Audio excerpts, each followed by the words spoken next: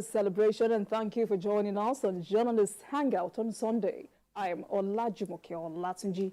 Today on the program, Muslims groan over high cost of rams as President Tinubu tells Nigerians that their sacrifices will not be in vain. Court slams 10 million naira compensation against Kano State government for breach of Bayero's right. And later on the show, Finidi Blast NFF quits as Super Eagles coach. Today, I will be hanging out with Dotun Oladipo and Emeka Madunago, while Babajide Kolade Otitoji joins us from our Abuja studio. Gentlemen, good afternoon to you. Happy holidays. Welcome to the program. Good afternoon. And happy holiday too. Mikhail, good afternoon to you. Are you there? Afternoon. Good afternoon to you. Welcome to the program. Very fine, thank you. All right, Journalist Hangout starts now.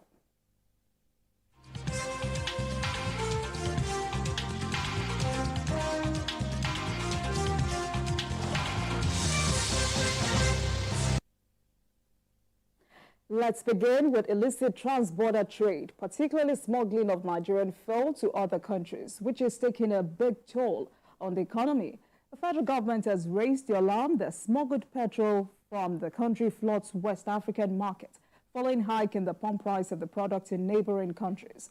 The federal government said while the average price of petrol in Nigeria is about 700 naira per litre, the average cost in neighboring countries is about 1,787 naira per litre.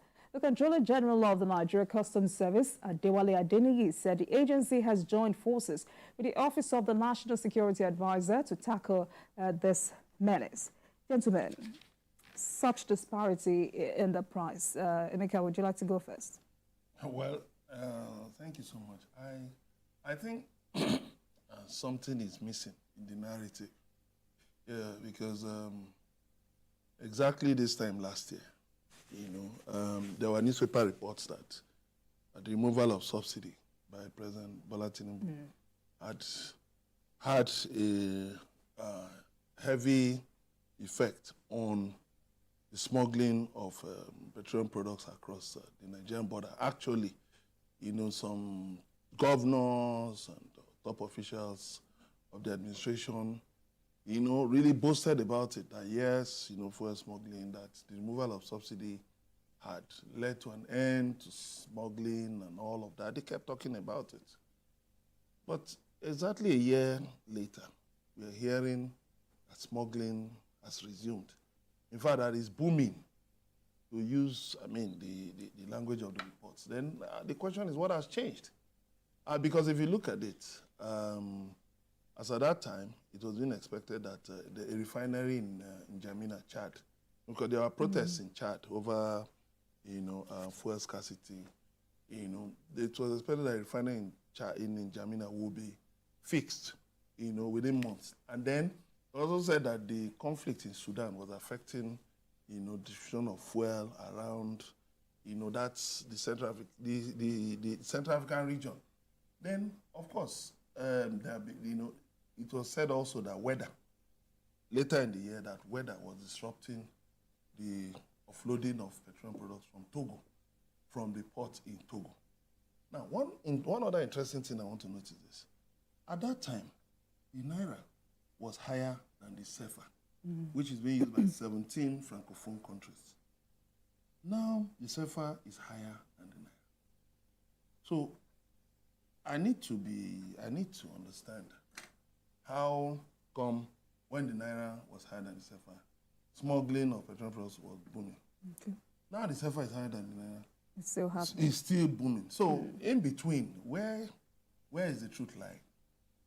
So I think the customs boss needs to really tell us more, because the prices he quoted for these countries actually within those ranges, close to, around what he quoted. But the point is, we just beyond talking about smuggling, it's a regular business around the world. Smugglers, there are people who live on smuggling. So we need to know what is really going on. All right. Dr. It's just been a year since the president took some fundamental steps in addressing the criminality in the oil-producing areas. And now this is happening. What does this mean for us as a country? Well, I've tried to study the situation, and the big question I've asked myself is, do we truly have the value of the pump price of petrol in Nigeria? Because if we do, it will be a disincentive to those who are smuggling. In a way, it still won't stop it.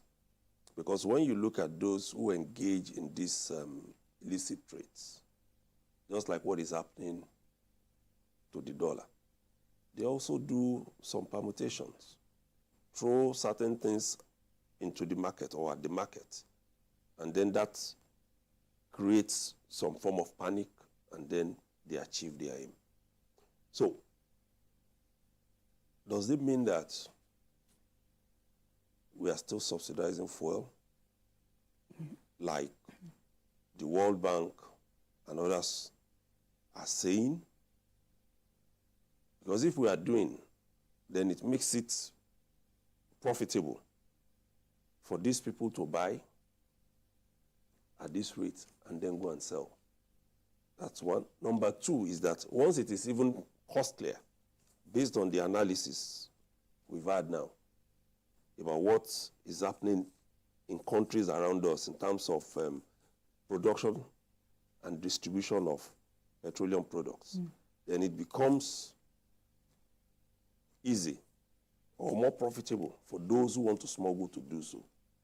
That's why I keep saying that when certain pronouncements are made, especially by our leaders, we need to pay attention. President Bola Tinubu has consistently said it, especially after the coup in our neighboring country, that anything that affects anybody around us, in fact, in the whole of Africa, will eventually get to us. So if there is a problem in those countries, then it will affect us. If petroleum products are not being supplied as it should, it's going to come back to us. And that's why people are showing interest in what is going on in Libya, in Sudan, and some other countries. Because, like they do say in South Africa, when there is cold, when they sneeze, I think in Pretoria, people in Johannesburg, they catch the cold. So that perhaps can give us an explanation. Bikio, let me bring you into this conversation. Yes, we've always had the challenge of illegal exportation of our petroleum products, but this report says there is heightened PMS smuggling out of Nigeria in the last 2 weeks. What exactly do you think is the missing link here? Oh, it is clear that if you are a big producer of the products and your neighbors need the products so much and they do not produce it, then they are going to have to look for it at whatever rate. Today, because of the devaluation of our currency, the CFA that used to be way lower in value than the Naira is stronger than our currency. So they, as Benin people, are now in a stronger position to buy Nigerian commodities. They are in a much stronger position. So at this stage, the incentive to smuggle petroleum products into the Benin Republic is huge. And for them, the incentive is also there to buy because their currency is stronger. So when you sell at 1,000, when you sell smuggled petrol to them at about 1,700 naira per liter, that's when converted to our currency. They won't think that they've lost anything because their currency is stronger than ours. It's the same thing that is happening The same way that food is being shipped across the border. Nigeria has shares border with Niger Republic in at least 6 states, and cutting across the northeast and the northwest. There is a lot of smuggling of Nigerian grains across the border because, of course, their currency in Niger Republic is not stronger than our currency. So Nigerian farmers, middlemen, want to earn more. So there is a great incentive to push those grains across the border. And a lot of arrests have been made. Remember, the president magnanimously agreed to let those truckers whose trucks were seized with the grains that they were smuggling across the border to take back the grains on the condition that they will be sold in the Nigerian market. So they are creating scarcity of petrol in our country because they are smuggling the commodity across the border. It's the same way that they are creating scarcity of grains, especially in northern Nigeria and by extension our country. So these things happen. If you are a major producer and your neighbors do not have that much and they need the commodity, of course they will smuggle. Iranian business people smuggle more than $1 billion worth of petrol to Pakistan every year.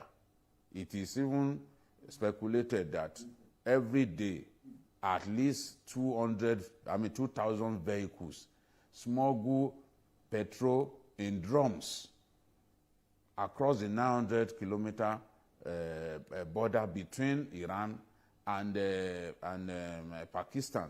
So these things happen. The truth is, petrol is cheaper in Nigeria than it is in the countries around us. NNPC sells below 600.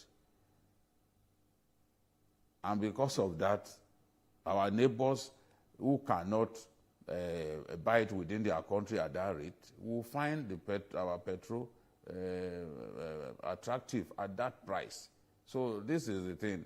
We can grumble that petrol prices are so high in our country, but go into Niger Republic and find out the price. You will see that it is way cheaper in Nigeria than Niger Republic. And once you have that situation, it is an incentive to smuggling. So the fact that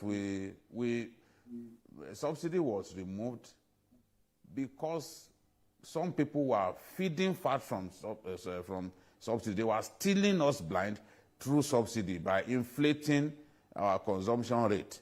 Subsidy was not removed simply to stop smuggling. It was removed to stop those people who had been making billions out of the rest of us. So we cannot put an end to smuggling at this time.